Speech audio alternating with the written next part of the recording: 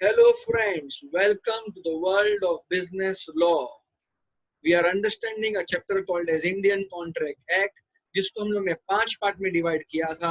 That is what is contract, types of contract, how to form a contract, how to perform a contract and how to discharge a contract. Friends, ये 5 topic में से हम लोग ने 2 topics खत्म कर दिए हैं एंड तीसरा टॉपिक अभी इसी वीडियो में खत्म हो जाएगा. Topic number 1 was what is contract, already finished sir. Topic number 2, types of contract, already done sir. Topic number 3, how to form a contract, and practical life में we are going to form a valid contract. In order to form a valid contract, we require to fulfill the provisions which are given under section number 10 of Indian Contract Act 1872. Over here section number 10 के अंदर list दी गई थी कि भैया following are the provisions which are required in order to be fulfilled in case of a valid contract. Number 1, proper offer, proper acceptance, intention to create legal relation, capacity of a party to enter into a contract, consideration, free consent, lawful consideration and lawful object.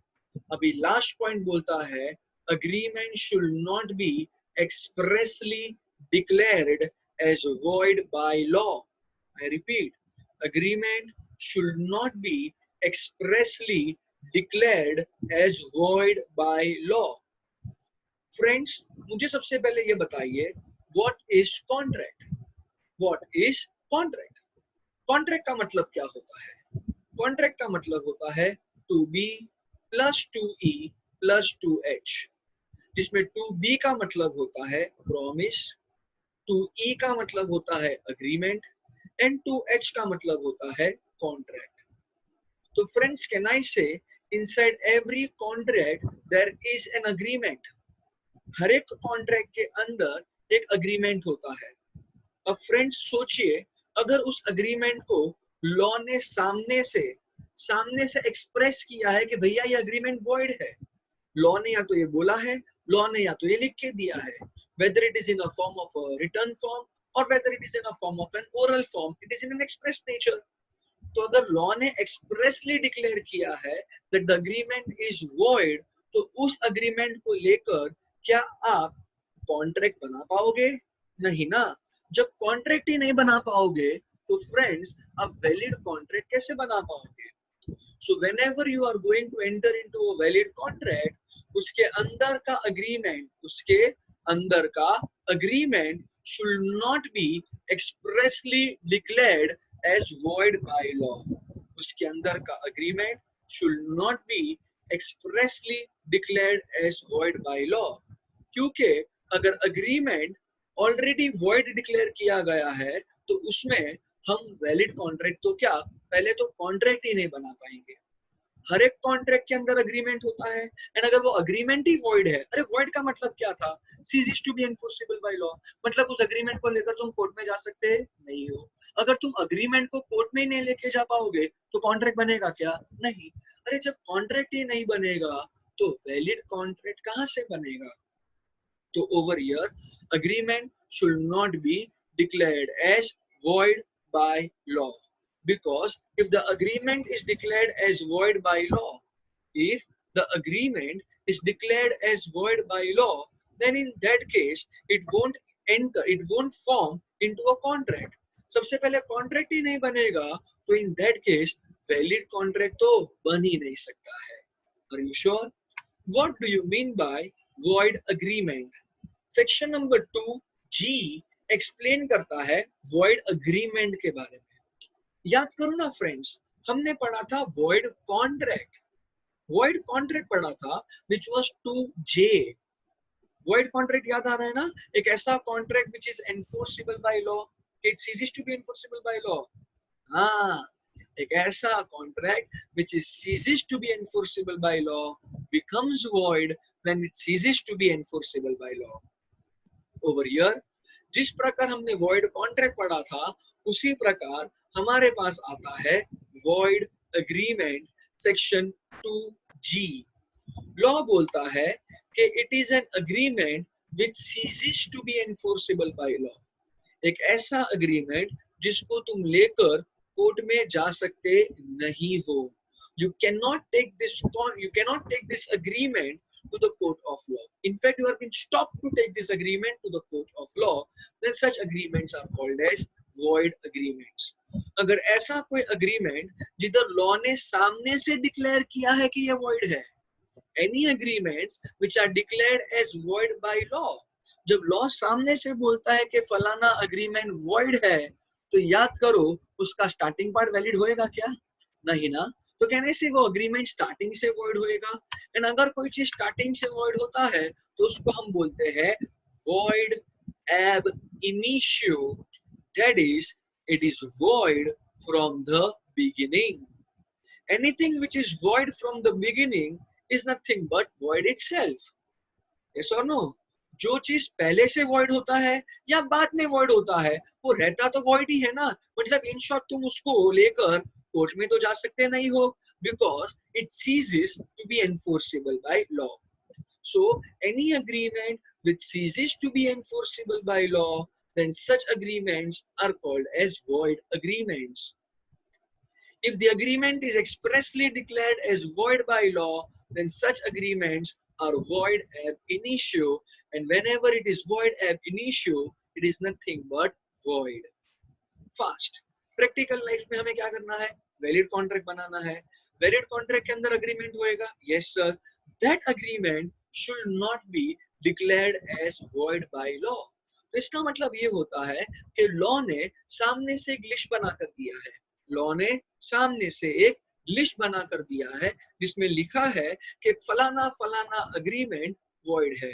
तो भैया याद रखना वो फलाना फलाना agreement कभी भी enter करने का नहीं.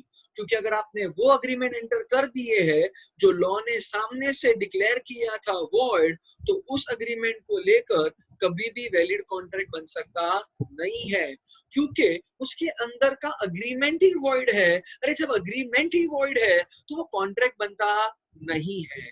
अगर कॉन्ट्रैक्ट ही नहीं बनेगा तो वैलिड कॉन्ट्रैक्ट कहां से बनेगा? Are you understanding? तो सर हमें जल्दी से बता दो सर वो कौन से अग्रीमेंट है which have been declared as void by law. ये देखिए फ्रेंड्स, लॉ ने एक लिस्ट बना कर दिया है. लॉ ने एक लिस्ट बना कर दिया है एंड लॉ बोल दिया है कि following are the agreements. Law बोल दिया है. कौन बोला? लॉ बोला. कौन बोला? लॉ बोला कि following are the agreements which are declared as void by law. सबसे पहला आता है agreements in restraint of marriage. कुछ एक्सेप्शनल केस भी बनते हैं उसके. नेक्स्ट आता है agreements in restraint of trade. उसके भी कुछ एक्सेप्शंस बनते हैं. नेक्स्ट आता है agreements in restraint of legal proceedings. उसके भी कुछ एक्सेप्शंस आते हैं. नेक्स्ट आता है अनसर्टन अग्रीमेंट्स एंड लास्ट में आता है वेजरिंग अग्रीमेंट्स. मतलब section number 26, section number 27, 28, 29 and section number 30.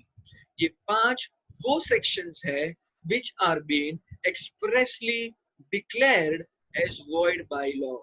ये वो सब अग्रीमेंट्स है wherein law has expressly declared these agreements as void. जब लॉ ने इसको सामने से void डिक्लेयर किया है तो भैया कहना से स्टार्टिंग से void होएगा. एंड अगर ये स्टार्टिंग से void होता है तो वो void ab initio कहलाता है. जो भी चीज void ab initio होता है वो रहता तो void ही है. ओवर हियर ये सब अग्रीमेंट्स के थ्रू आप कभी भी कॉन्ट्रैक्ट नहीं बना सकते हो. अगर आप कॉन्ट्रैक्ट ही नहीं एंटर कर पाओगे तो वैलिड कॉन्ट्रैक्ट तो कर ही नहीं पाओगे. तो फ्रेंड्स मुझे जल्दी से ये बताइए कि इन case of forming a valid contract will you take help of section 26? No. Will you take help of section 27? No. 28? No. 29, 30? No sir, because ये सारे के सारे वो agreements है which are declared as void by law. ये सारे agreements को हम डिटेल में डिस्कस करते हैं. Are you sure? सबसे पहला agreement हमारे पास आता है agreement in restraint of marriage. Law बोलता है कि तुम कभी भी किसी को भी शादी करने से नहीं रोक सकता है. Any agreement wherein you are stopping a person to get married. I repeat, any agreement wherein you are stopping a person to get married, then such agreements are void ab initio because such agreement is declared as void by law. तुम कभी भी किसी को भी शादी करने से रोक नहीं सकता है. If there is an agreement wherein one party is stopping another party to get married, then such agreement between these two parties is void ab initio. And when the agreement is void ab initio, will there be a contract? No. Will there be a valid contract? No. Are you sure? Let us have an example.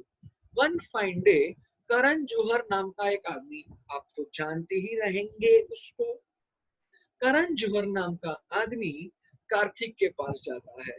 Kartik को भी आप जानते हो, अरे हमारा दोस्त ही है ना वो तो करण जौहर यहाँ पे कार्तिक के पास जाता है और बोलता है, ए कार्तिक, प्रॉमिस कर तू कभी भी शादी नहीं करेगा. कार्तिक बोला, क्यों? करण जौहर बोला, बोलना तू कभी भी शादी नहीं करेगा. कार्तिक बोला, ये प्रॉमिस करने से मुझे क्या मिलेगा? करण जौहर बोला, सुन, अगर तूने मुझे प्रॉमिस किया कि तू कभी भी शादी नहीं करेगा तो मैं तेरे को 10 करोड़ रुपया दूंगा. कार्तिक बोला, वाह यार, शादी नहीं करने का 10 करोड़ रुपया मिल रहा है. तो कार्तिक ने बोल दिया, करण, तेरी माँ की कसम, मैं जिंदगी भर शादी नहीं करूंगा. दोनों के बीच में रिटर्न अग्रीमेंट हो गया जिसमें कार्तिक ने लिखा वो कभी भी शादी नहीं करेगा एंड करण जौहर ने उस अग्रीमेंट को एक्सेप्ट कर लिया एंड कार्तिक को 10 करोड़ रुपया लौटा दिया, 10 करोड़ रुपया दे दिया. ओवर ईयर 15 दिन के बाद कार्तिक ने उसी 10 करोड़ रुपये को लेकर सपना नाम की लड़की के साथ शादी कर दिया. अब जैसे ही कार्तिक ने शादी किया तो करण जौहर को गुस्सा आया. करण जौहर बोला, अरे कार्तिक, तूने तो मेरे को प्रॉमिस किया था कि तू शादी नहीं करेगा, अब तूने सपना के साथ शादी किया, मतलब तूने मेरे साथ किया ब्रीच ऑफ कॉन्ट्रैक्ट. कार्तिक बोला, ए करण, औकात में रहे, ए करण, औकात में रहे. मैंने तेरे को जो प्रॉमिस किया था वो एक ऐसा प्रॉमिस था which was declared as void by law. तूने मेरे साथ जो अग्रीमेंट किया था, अरे करण, तूने मेरे साथ जो अग्रीमेंट किया था, through that agreement you were stopping me to get married. You were stopping me to get married. तू मेरे को शादी करने से रोक रहा था. Any agreement wherein you are stopping a person to get married, then such agreement is void. In fact, void ab initio. जब agreement ही void था तो उधर कॉन्ट्रैक्ट बनता नहीं है. जब कॉन्ट्रैक्ट ही नहीं बनेगा तो वैलिड कॉन्ट्रैक्ट नहीं बनेगा. अरे जब वैलिड कॉन्ट्रैक्ट ही नहीं बनेगा तो ब्रीच ऑफ कॉन्ट्रैक्ट का बात ही कैसे आ सकता है? And the situation was in favour of Kartik. Are you understanding? तो याद रखना फ्रेंड्स, तुम कभी भी किसी को भी शादी करने से रोक सकता नहीं है. Any agreement wherein you are stopping a person to get married, then such agreement is considered as void ab initio. जब agreement ही void होएगा तो उसमें valid contract बनता नहीं है. आपको तो मालूम ही है फ्रेंड्स कि जब भी रूल बनते हैं तो रूल्स के साथ आ जाते हैं exceptional cases. Agreements in restraint of marriage not allowed, but in exceptional cases allowed.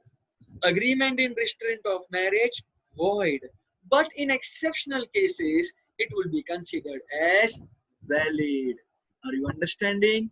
देखते हैं कि वो कौन से दो एक्सेप्शनल केसेस है जहां पे अगर आपने किसी को शादी करने से रोका तो भी वो अग्रीमेंट वैलिड माना जाएगा. Generally, can you stop any person to get married? No.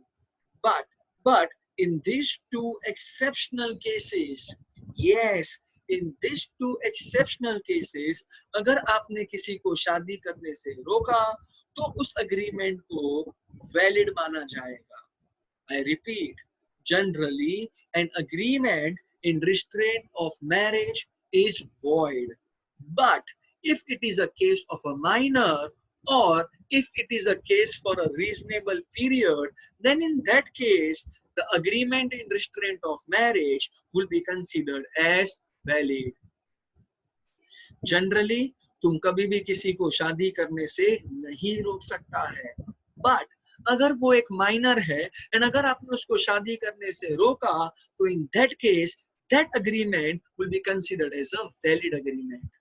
अगर आपने किसी को शादी करने से रोका for a reasonable period, then also that agreement will be considered as a valid agreement. One fine day Kartik का बेटा 4 साल का, कार्तिक का बेटा जिसका उम्र है 4 साल का, उसने मेरा यूट्यूब पे लेक्चर देखा और लेक्चर देख के वो बहुत भावुक हो गया. उस लेक्चर में मैं समझा रहा था कि भैया कभी भी तेरे को कोई शादी करने से रोक सकता नहीं है. No one can stop you to get married. Any agreement wherein you are stopping a person to get married, then such agreement is void ab initio. The agreement is void. There cannot be a contract. Hence, there cannot be a valid contract. ये मेरा YouTube का lecture Kartik के बेटे ने देखा जो सिर्फ 4 साल का था और वो दौड़ा दौड़ा दौड़ा कार्तिक के पास चला गया. अब कार्तिक का बेटा जो 4 साल का है वो कार्तिक को बोलता है, पापा मेरे को शादी करने का है, पापा मेरे को शादी करने का है, मैं वो बाजू वाली आंटी की बेटी के साथ शादी करूंगा.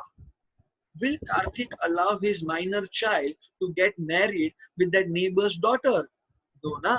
कार्तिक बोला नहीं नहीं नहीं नहीं, तू सिर्फ 4 साल का है, तेरा शादी हो सकता नहीं है, मैं तेरा शादी करवा सकता नहीं है. Over here, can I say Karthik is stopping his minor child to get married? Yes. Will this be considered as valid? Yes, because it falls under an exceptional cases. Generally, तुम कभी भी किसी को शादी करने के लिए रोक सकता नहीं है. But if it is a case of a minor, then it will be considered as valid. Second exceptional case आता है reasonable period. याद करो, in my example between Karan Johar and Karthik, in my example between Karan Johar and Karthik, can I say Karan Johar ने कार्तिक को ऐसा बोला था कि तू प्रॉमिस कर के तू कभी भी शादी नहीं करेगा. देखना, ऐसा बोला था कि तू कभी भी शादी नहीं करेगा. That is void. That is void. That is not allowed.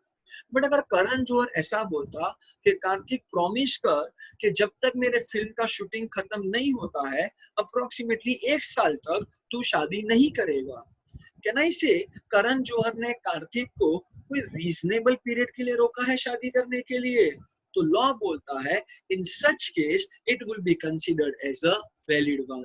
And अगर उसी रीजनेबल पीरियड के दौरान अगर कार्तिक ने शादी कर लिया तो फिर कैन आई से कार्तिक ने ब्रीच ऑफ कॉन्ट्रैक्ट किया है. Are you understanding? जनरली तुम कभी भी किसी को शादी करने के लिए रोक सकता नहीं है, बट अगर कोई रीजनेबल पीरियड के लिए रोका है तो फिर वो अग्रीमेंट वैलिड है. करण जौहर ने कार्तिक को बोला कि तू 1 साल तक शादी नहीं करेगा तो मैं तेरे को 100 करोड़ रुपया देगा. कार्तिक बोला ठीक है, मैं 1 साल तक शादी नहीं करेगा. अब तीसरे महीने कार्तिक ने शादी कर लिया तो कहने से कार्तिक ने ब्रीच ऑफ कॉन्ट्रैक्ट किया है. यस. सो यहाँ पर सेक्शन नंबर 26 हमें क्या कहना चाहता था? सेक्शन नंबर 26 हमें कहना चाहता था कि agreement in restraint of marriage is not allowed. You can not stop a person to get married. But yes, if it is a case of a minor या तो if it is a case for a reasonable period, अगर वो दोनों case में अगर आपने किसी को शादी करने से रोका है तो in that case the agreement will be considered as a valid agreement. Next लेते हैं सेक्शन नंबर 27 जो बोलता है agreement in restraint of trade. Law बोलता है, कौन बोला? लॉ बोला. लॉ बोला कि तुम कभी भी किसी को भी धंधा करने से नहीं रोक सकता है. No no no, you can not stop a person to do a trading activities. Any agreement wherein you are stopping a person to do a trading activities, then that agreement will be considered as void agreement. In fact, it will be void ab initio. तुम कभी भी किसी को भी धंधा करने से नहीं रोक सकते हो. फॉर एग्जाम्पल, अगर मैंने मेरा खुद का क्लासेस चालू कर दिया तो जेकेसी के रेवेन्यू को कोई फर्क नहीं पड़ेगा, बट कहने से अदर क्लासेस के ओनर्स के रेवेन्यू को फर्क पड़ जाएगा. तो अदर क्लासेस का ओनर्स मेरे को मिलने को आया और वो लोग ने मेरे साथ अग्रीमेंट किया कि कुणाल शाह बंद कर दे रहा क्लासेस और निकल जा मार्केट के बाहर. कहने से वो अदर क्लासेस के ओनर्स मुझे धंधा करने से रोक रहे हैं. वो अदर क्लासेस के ओनर्स मुझे धंधा करने से रोक रहे हैं. ऐसा कोई एग्रीमेंट चलेगा नहीं चलेगा? नहीं चलेगा. अरे धंधा करना तो मेरा फंडामेंटल राइट होता है. You can not stop a person from doing a trading activities. Any agreement, I repeat my statement, any agreement wherein you are stopping a person to do trading activities, any agreement wherein you are stopping a person to do trading activities, then that agreement will be considered as void agreement. It will be considered as void agreement. Rather, it will be void ab initio.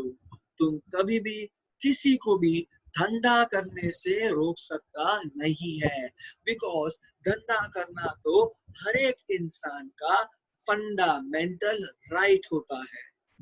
So friends, first बता दो मुझे, any agreements in restraint of marriage not allowed. In a similar way, any agreement in restraint of trade not allowed. You cannot stop a person to do a trading activities. Rule है तो साथ में dash भी रहेगा, exceptions भी रहेगा. तो यहाँ पर इस रूल के अंदर कुछ 4 एक्सेप्शनल केसेस है. लॉ बोलता है कि ये 4 जगह पे अगर आपने किसी को धंधा करने से रोका, then it will be considered as valid. Generally, you cannot stop a person to do trading activities. But if it is a case of sale of goodwill, or it is a case of partnership agreement, or it is a case of trade combination, or it is a case of service contracts. ये 4 cases में अगर आपको किसी ने धंधा करने से रोका, then that agreement will be considered as valid agreement. सबसे पहले आता है sale of goodwill. Over here जिस बंदे ने गुडविल बेचा है, मतलब कहने से सामने वाले ने खरीदा है, तो the person who has purchased that goodwill, he has a right to stop the seller of the goodwill to stop doing certain business activities. जो बंदा अपना गुडविल बेचता है, मतलब सामने वाले ने खरीदा है, तो जिस व्यक्ति ने ये गुडविल खरीदा है वो बंदा गुडविल बेचने वाले को कुछ धंधा करने के लिए रोक सकता है. फॉर एग्जाम्पल, मार्केट में एक बहुत फेमस कचौरी वाला है. यहाँ पर मैं उस कचौरी वाले के पास गया, मैंने बोला, ओ भैया, ओ कचौरी वाले भैया, एक काम करो, पूरा का पूरा आपका बिजनेस गुडविल के साथ मुझे बेच दो, मैं आपको 100 करोड़ रुपया देता है. कचौरी वाला सोचा, जिंदगी भर तक कचौरी बनाएगा, 100 करोड़ रुपया नहीं कमा पाएगा, अच्छा है धंधा बेच देता हूँ गुडविल के साथ. वो कचौरी वाला मार्केट में बहुत फेमस था. तो मैंने कचौरी वाले को बोल दिया कि when I am purchasing your entire business with goodwill, तो प्रॉमिस कर कि तू मार्केट में कचौरियां नहीं बेचेगा, क्योंकि अगर तूने मेरे को धंधा बेचने के बाद वापस से कचौरी बेचा तो कोई भी बंदा, कोई भी कस्टमर कचौरी मेरे से नहीं खरीदेगा, वो सब लोग कचौरी तेरे पास से खरीदेंगे, तो मुझे तेरा बिजनेस खरीदने से कोई फायदा होएगा नहीं. तो कचौरी वाला बोला, ठीक है सर, आप टेंशन मत लो, मैं प्रॉमिस करता हूँ कि मैं मार्केट में कचौरियां नहीं बेचूंगा. Can I say I am stopping that कचौरी वाला to do some business activities? Yes. But can I say मैंने उसको गुडविल का पैसा दे दिया है? तो in that case, अगर मैंने उसको धंधा करने से रोका, तो that agreement will be considered as a valid agreement. But friends, रुको, यहाँ पर अगर मैं कचोरी वाले को बिजनेस करने के लिए रेस्ट्रिक्ट करूंगा तो that restriction should be reasonable in nature. That restriction should be reasonable in nature. अगर मैंने कचोरी वाले को ऐसा बोल दिया कि तू मार्केट में कचोरियां तो नहीं बेचेगा तो पूरे मार्केट में दूसरा कोई भी धंधा नहीं करेगा, इज दिस रीजनेबल? नो ना, then it will be considered as void. अरे रोको रोको बट हद में रोको, अरे रोको रोको बट हद में रोको। यहाँ पर आईसीएआई का एक बहुत फेमस क्वेश्चन है। आईसीएआई का क्वेश्चन ऐसा है, मिस्टर एक्स ने मिस्टर वाई को अपना पूरा का पूरा बिजनेस बेच दिया along with goodwill. Who is the seller of goodwill? X. Who is the buyer of the goodwill? Y. X का बिजनेस था इमिटेशन ज्वेलरी में काम करने का, तो Y ने बोल दिया mister x promise me that you won't undertake a business activity towards imitation jewellery. X बोला ठीक है, मैं इमिटेशन ज्वेलरी का कोई काम नहीं करेगा। Can I say this agreement between Y and X will be considered as a valid one? Though there is a restriction of doing trading activities, but it falls under an exceptional case, hence it will be considered as a valid one. But for example, अगर Y ऐसा बोलता है, X promise कर कि तू market में imitation jewellery का तो काम नहीं करेगा, तू लगे हाथ रियल ज्वेलरी का भी काम नहीं करेगा, तो भैया ये कुछ ज्यादा हो गया, तुम हद के बाहर रोक रहे हो मेरे को। नॉट इमिटेशन ज्वेलरी तक रोका तो it was valid, but real jewellery का बिजनेस करने के लिए भी रोकोगे तो फिर वो चीज वॉइड माना जाएगा। So over here generally can you stop a person to do trading activities? No. But if it is a case of sale of goodwill and if it is for a reasonable amount, that is if it is for a reasonable business structure कि भैया reasonable business तुम नहीं कर सकता है तो फिर वो वैलिड माना जाएगा। सेकेंड एक्सेप्शनल केस आता है पार्टनरशिप अग्रीमेंट्स। फॉर एग्जांपल चार पार्टनर है, they are into something called as taxation field. चारों के चार पार्टनर किसमें काम कर रहे हैं? टैक्सेशन फील्ड में, but under the name of the firm. They are working under the name of the firm. Fourth number का पार्टनर बोलता है कि मुझे फर्म छोड़ के जाना है, तो कहने से फोर्थ नंबर का partner will be considered as an outgoing partner. तो यहाँ पर अगर पार्टनरशिप अग्रीमेंट में ऐसा कोई प्रोविजन है तो भैया आउटगोइंग पार्टनर को तुम कोई प्रकार का स्पेसिफिक बिजनेस एक्टिविटीज करने से रोक सकते हो। Yes, yes, you can. If the partnership agreement allows, then you can restrict an outgoing partner from doing certain types of trading activities. Generally, तुम कभी भी किसी को धंधा करने से नहीं रोक सकते हो। But if it is a case of sale of goodwill or it is a case of partnership agreement, then in that case, अगर आपने किसी को धंधा करने से रोका तो वो चीज वैलिड माना जाएगा, प्रोवाइडेड जो भी रेस्ट्रिक्शंस इंपोज किए हैं that restrictions are reasonable in nature. Third आता है ट्रेड कॉम्बिनेशंस। तीसरा क्या आता है? Trade combinations. अगर for example manufacturer and wholesaler के बीच में कोई प्रकार का अग्रीमेंट होता है, मैन्युफैक्चरर बोल दिया कि मैं सामान सिर्फ और सिर्फ तुझे बेचूंगा और किसी को मैं नहीं बेचूंगा, I am going to sell the goods only to you, तो can I say indirectly manufacturer is being stopped to sell those goods to any other wholesaler. अब ओवर हियर मैन्युफैक्चरर शायद से हाँ बोल सकता है, प्रोवाइडेड मैन्युफैक्चरर को कोई प्रकार का एडवांटेज मिलता रहेगा।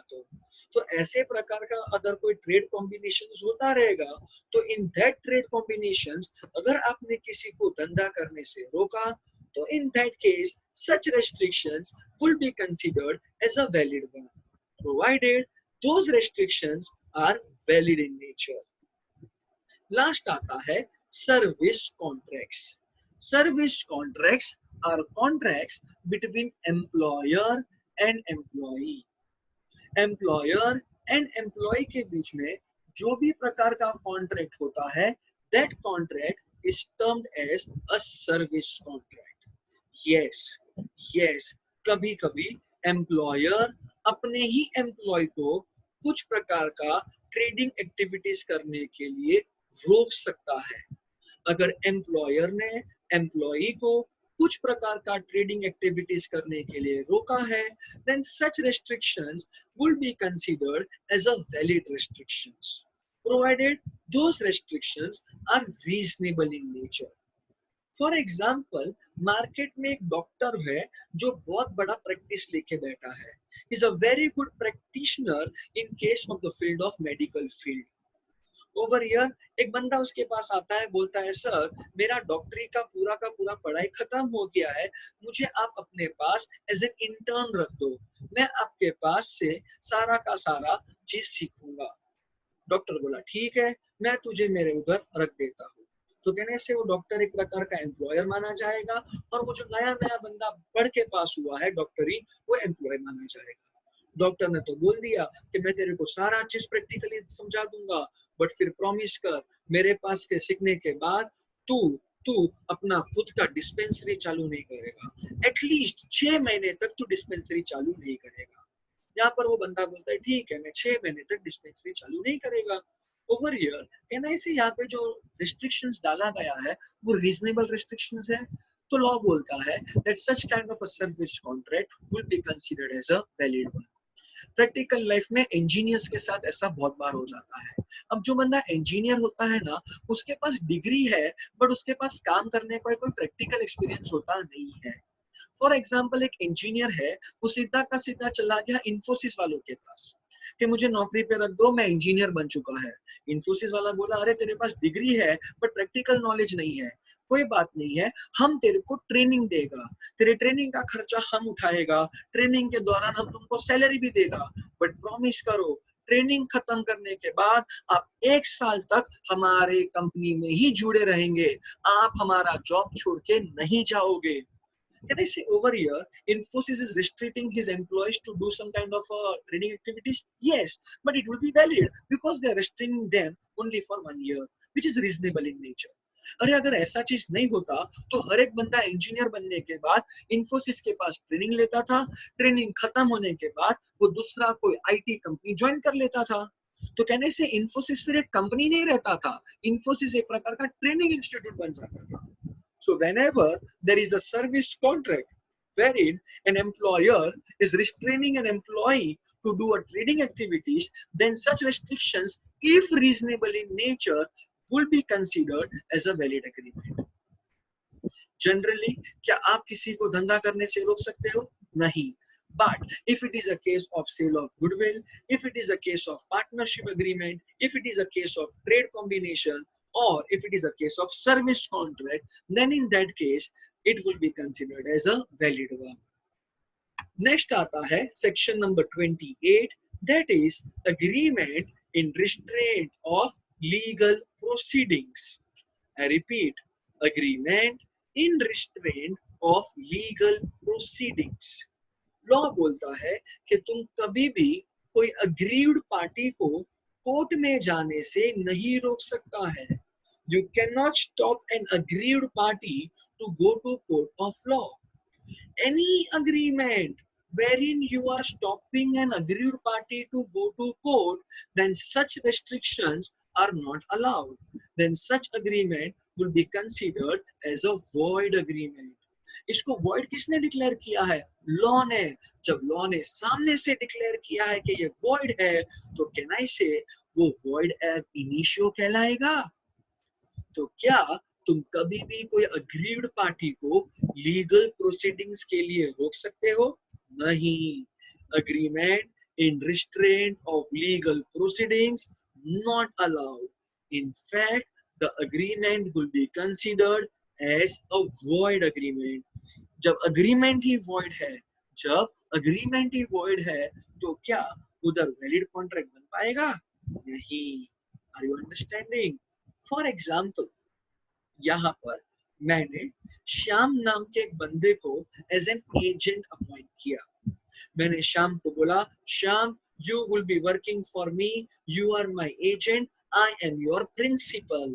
तो कहना ही से मेरे और श्याम के बीच में कॉन्ट्रैक्ट ऑफ एजेंसी एंटर हो गया। यस, मैंने बोला श्याम कुछ टर्म्स एंड कंडीशंस सुन ले। तू मेरे बिहाफ पे काम करेगा, तू मेरे बिहाफ पे दिल्ली जाएगा एंड गाड़ी बेचेगा। तू जितना भी गाड़ी बेचेगा मैं तेरे को 10% कमीशन देते जाएगा। दिल्ली में तेरे रहने का, खाना खाने का एंड पानी पीने का खर्चा मेरे पे रहेगा। श्याम बोला ठीक है। मैं बोला श्याम लास्ट कंडीशन सुन ले, अगर बाय चांस मैंने तेरे साथ ब्रीच ऑफ कॉन्ट्रैक्ट किया तो प्रॉमिस कर तू मेरे खिलाफ कोर्ट में केस नहीं करेगा। Can I say through this last condition I am stopping Shyam to go to court of law? मैंने श्याम को कोर्ट जाने से रोक दिया। In this case, the agreement between me and Shyam, in this case, the agreement between me and Shyam is an agreement wherein I am restraining Shyam to go for legal proceedings. Then such agreement will be considered as void agreement. यहाँ पर मैं श्याम को court में जाने के लिए नहीं रोक सकता हूँ। तो यहाँ पर हमने क्या क्या पढ़ा? तुम कभी भी किसी को शादी करने के लिए नहीं रोक सकते हो। तुम कभी भी किसी को धंधा करने के लिए नहीं रोक सकते हो। In a similar way, you cannot restrain a person to go for legal proceedings. अब रूल है तो एक्सेप्शंस भी रहेगा। Agreements in restraint of legal proceedings not allowed.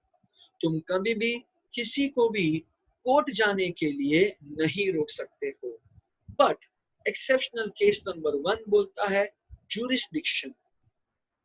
तुम कभी भी किसी को कोर्ट जाने के लिए नहीं रोक सकता है, बट हाँ स्पेसिफिक कोर्ट जाने से ले रोक सकते हो। सी, मैंने शाम को बोला कि तू मेरे खिलाफ कोर्ट में केस नहीं करेगा, this is not allowed.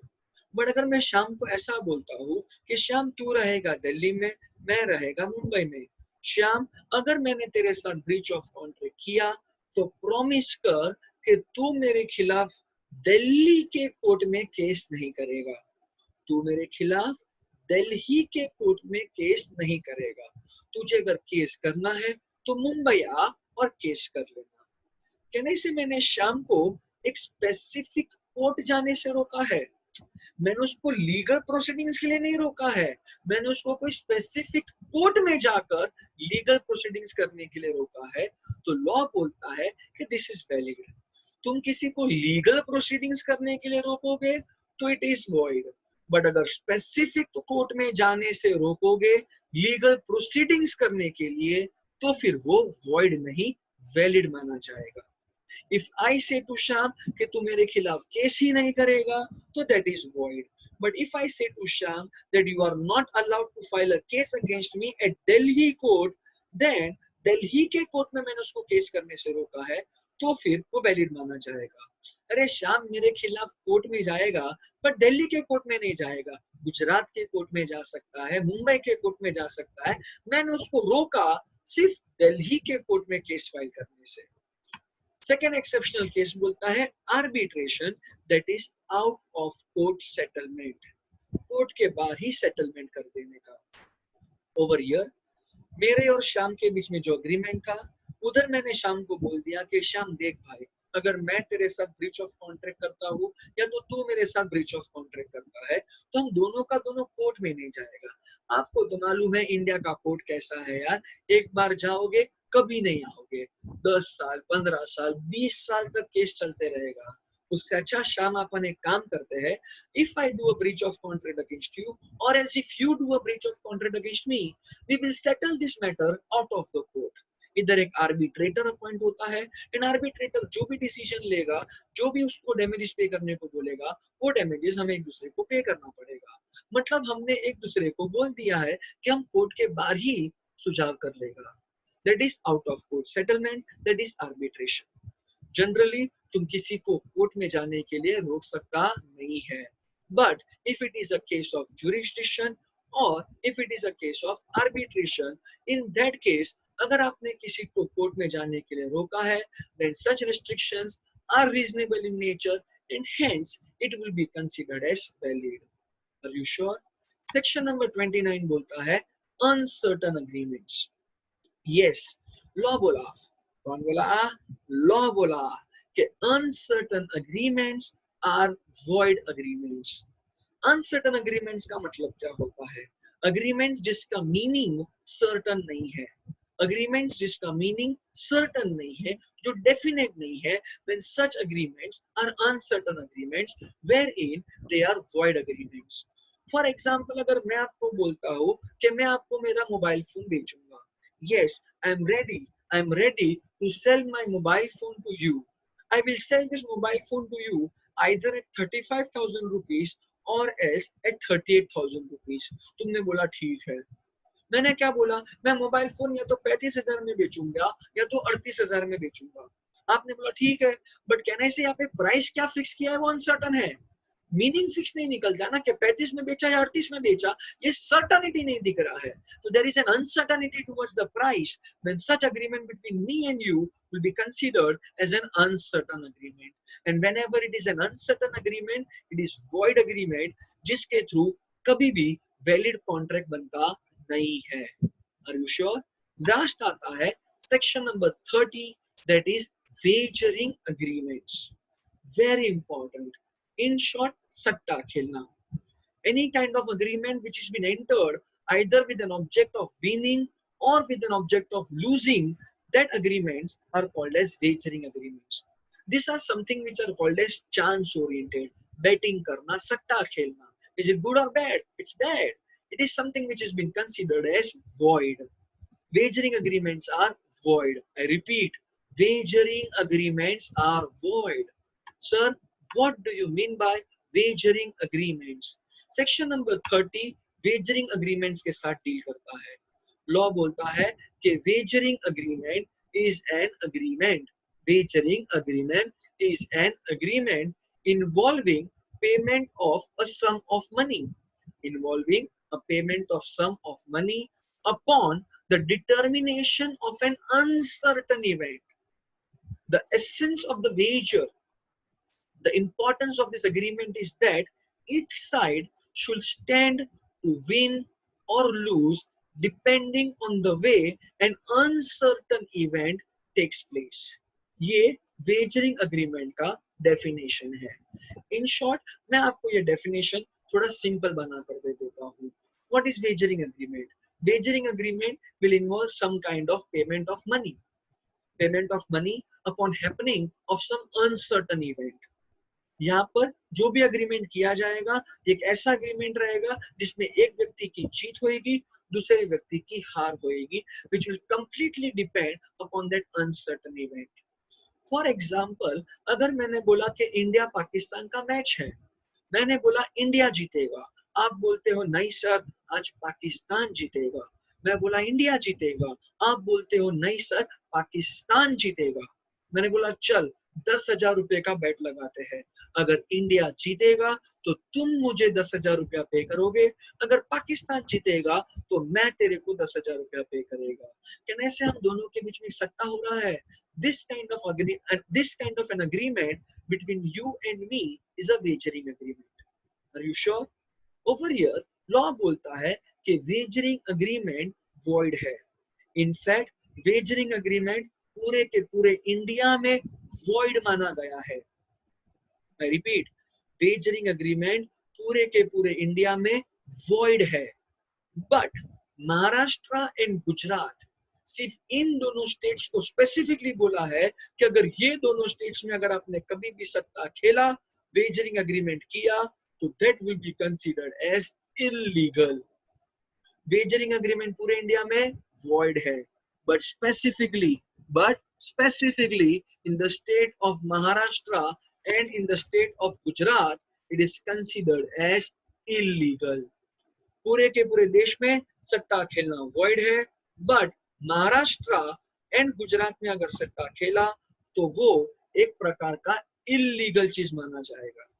Rajasthan में सट्टा खेला वॉइड, उत्तर प्रदेश में वॉइड, बट महाराष्ट्र या तो गुजरात में सट्टा खेला तो it is illegal. Over here अगर हमने राजस्थान में सट्टा खेला, मैं जीत गया, for example India has won the match, मतलब कहने से मैं जीत गया, आपने मेरे को 10,000 रुपया नहीं दिया, तो can I file a case against you? नहीं। बट अगर हमने ये सट्टा खेला होता महाराष्ट्र में, एंड अगर पुलिस ने हमको पकड़ लिया होता तो कहने से पुलिस हमें अच्छा खासा सजा दे सकती थी, because we have done something which was forbidden by law, we have done something which was illegal in nature. Are you sure? तो wagering agreement is void in India, but specifically in the state of Maharashtra and Gujarat, it is considered as illegal in nature.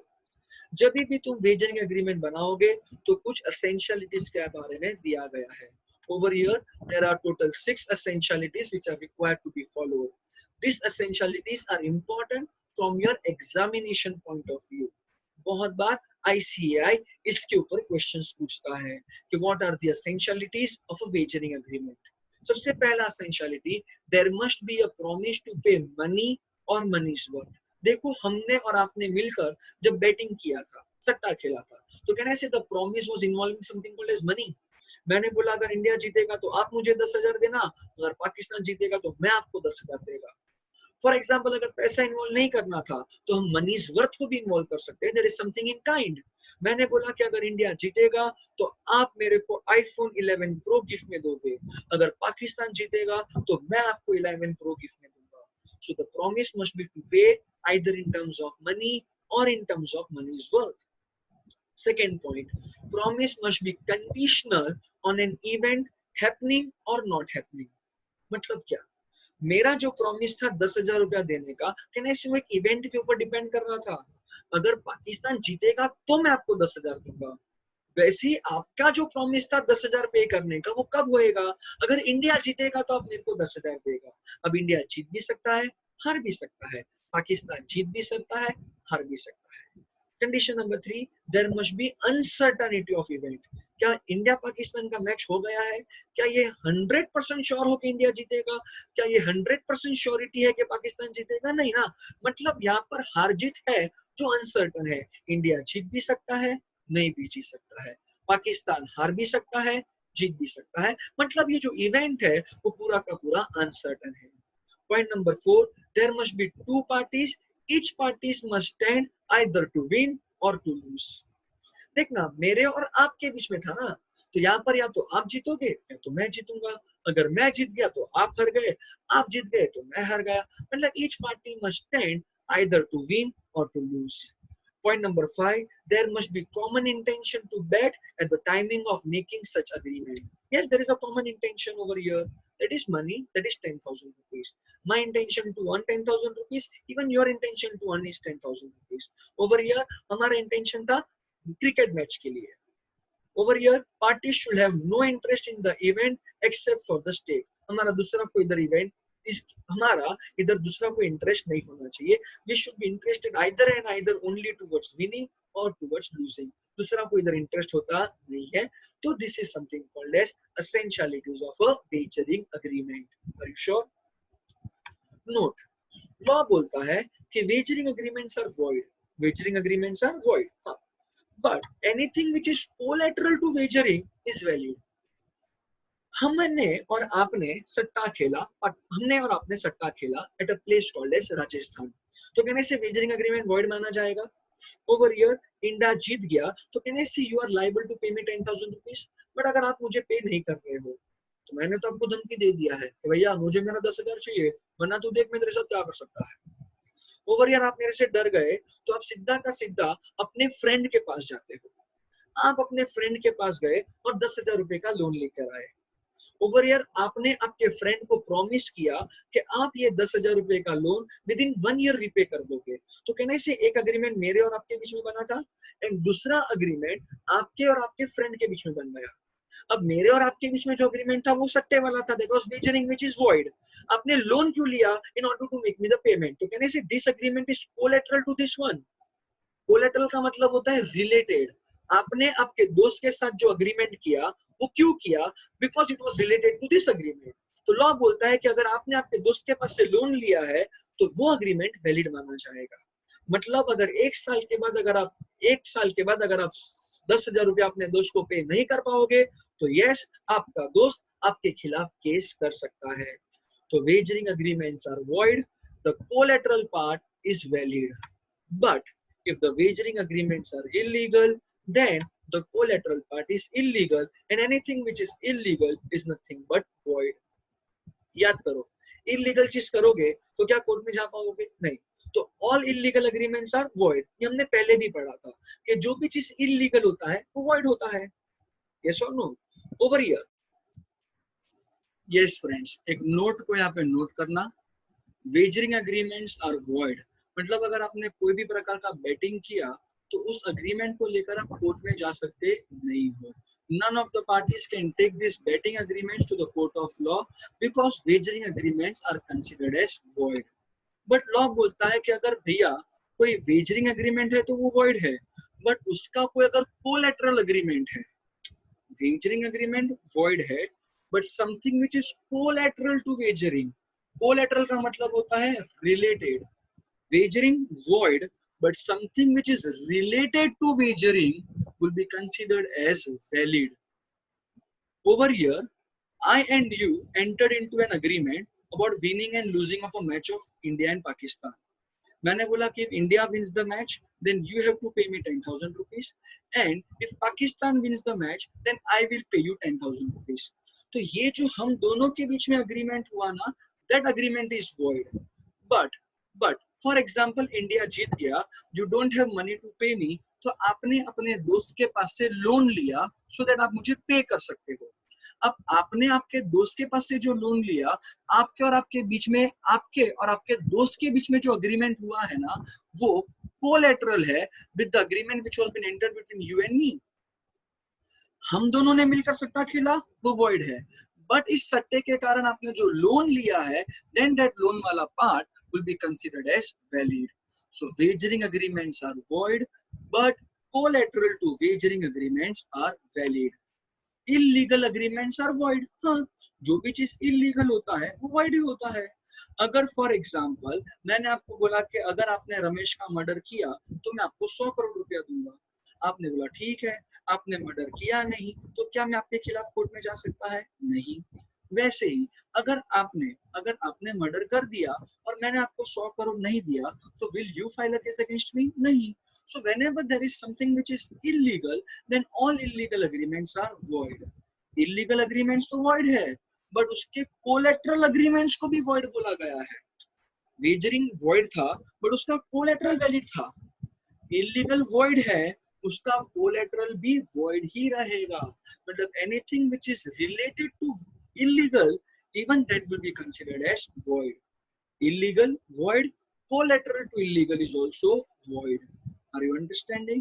Over here, आपने कभी कभी देखा रहेगा lotteries चलते रहता है ना, तो लॉटरीज का जो ट्रांजैक्शन होता है ना, वो भी एक प्रकार का वेजरिंग माना जाता है.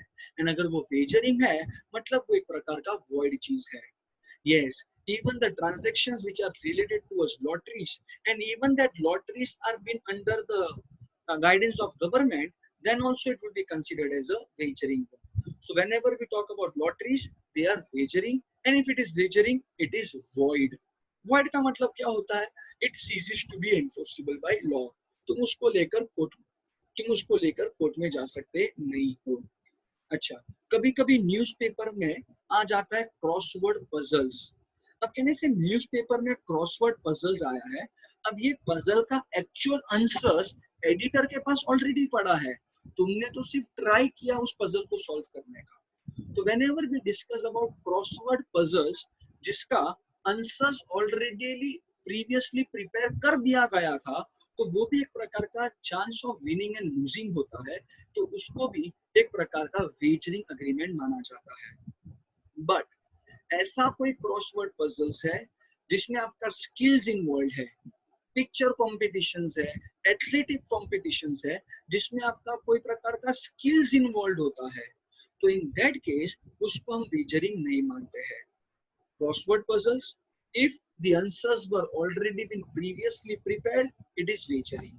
But if it is involving your skills, then it won't be considered as wagering agreement, provided the amount of winning is not more than 1,000 rupees. 1,000 रुपए से कम अगर आप जीते हो तो. In a similar way, horse racing, घोड़े पे पैसा लगाने का, जिसको हम डर्बी रेस बोलते हैं, हॉर्स रेसिंग भी एक प्रकार का वेजरिंग एग्रीमेंट माना जाता है. उधर उधर वेजरिंग तब माना जाएगा when you are having a price winning of an amount which is less than 500 rupees. अगर आप 500 रुपए से ज्यादा जीतते हो ना, तो in that case government imposes taxes. Government उसके ऊपर टैक्स लगा देता है which is more than 30%.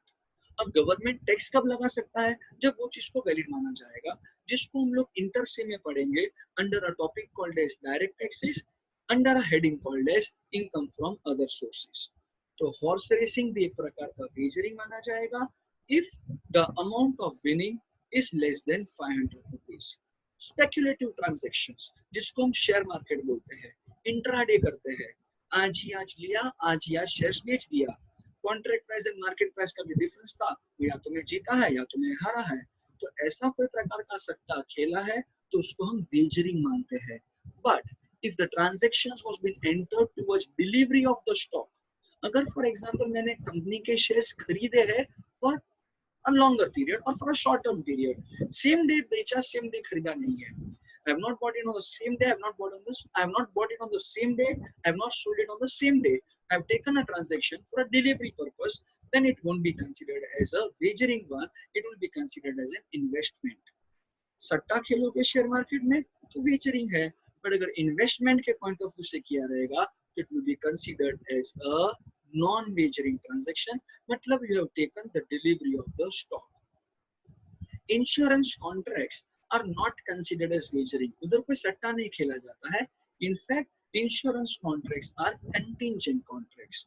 Next video में I am going to upload the provisions towards contingent contract. तो insurance contracts are wagering? No, they are contingent in nature. Are you sure? एक बार short revision कर लेते हैं. Lotteries wagering है, even if it is being supported by government. Winning from prize competitions, जिसका that is for example crossword puzzles, जिसका answers already previously prepared newspaper के editor ने कर दिया था, it was previously been prepared, then it is wagering.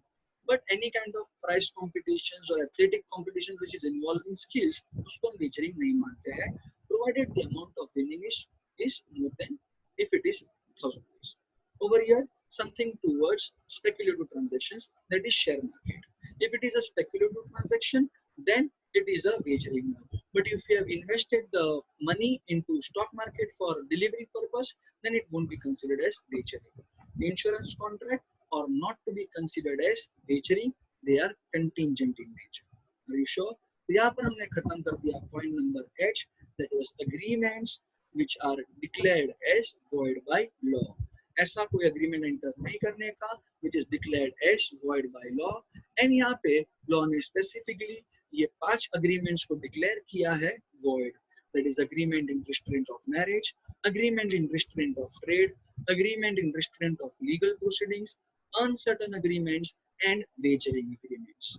Are you sure? Thank you.